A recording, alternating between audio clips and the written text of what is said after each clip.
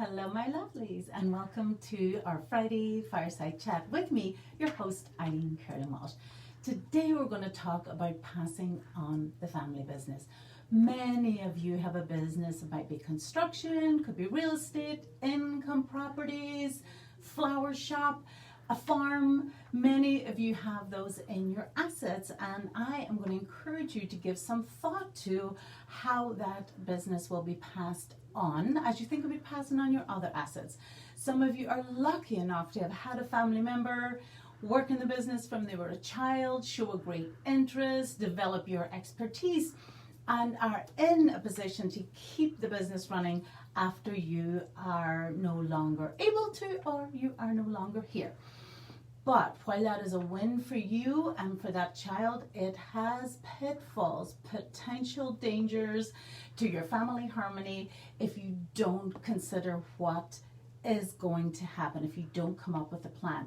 I have seen many difficult situations arise because of that. I've seen a family farm that have been in the family for generations have to get sold. Really sad, not what the parents or the grandparents wanted. I have seen a child left without a livelihood because now suddenly the family business had to be sold and they had nothing that they could do because this is what they had done all their life.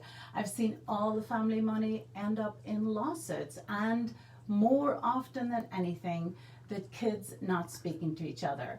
Just now estranged for life because they have fallen out over the family business has been handled. So I want to make sure that doesn't happen to you.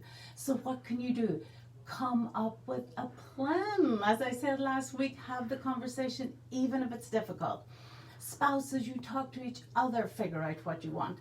Talk to the child or children who are working in the business and involve the children who are not working in the business.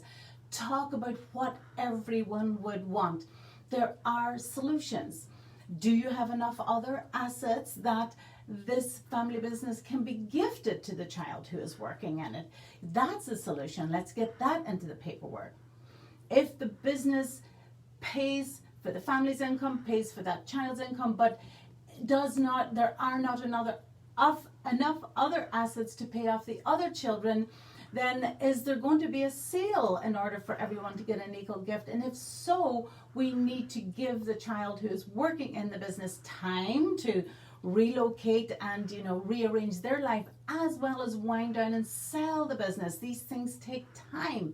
We cannot have a sibling knocking on the door for their share of their inheritance a week after the death of the last of the parents. There are lots of solutions. There are buy-sell agreements. This is a wonderful agreement where we can decide what's going to happen with the business.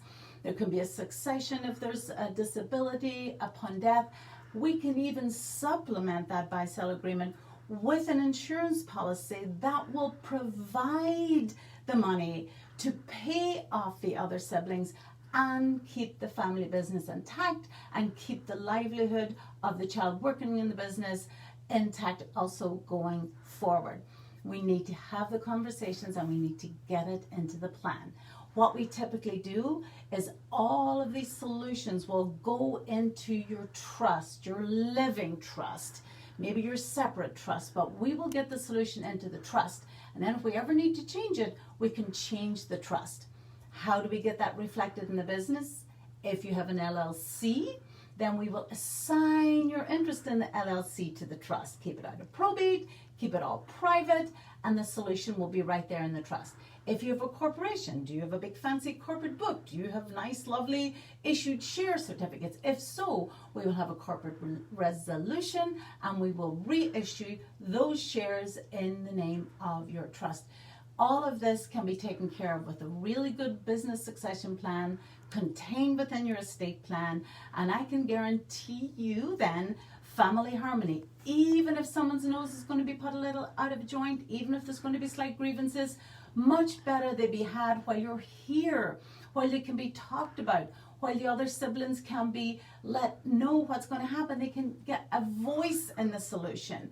This is the way to family harmony, and it means that someone isn't wondering what happened when you're no longer here to talk to them about it, and we no longer have the time to create that beautiful solution and make everybody feel happy and equally loved, which is also what I know you would want. So everything talked about, everything into the plans, everything up to date, and everyone lives happily ever after and beyond. I'm going to leave you today with a little quote that I love from Dale Carnegie, and that is, today is your day.